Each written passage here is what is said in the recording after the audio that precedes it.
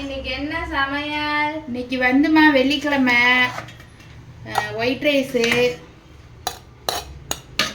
மத்தியானம் லஞ்சுக்கெல்லாம் white rice, beetroot பொரியல்,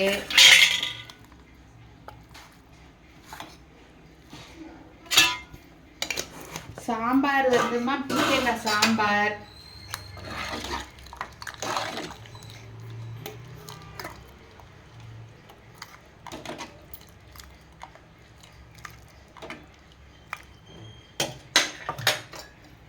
lunch முடிஞ்சிருச்சுமா. Snacks வந்துமா நவதானியம் காரமாக போட்டிருக்கோம், வீட்லேயே செஞ்சதுமா.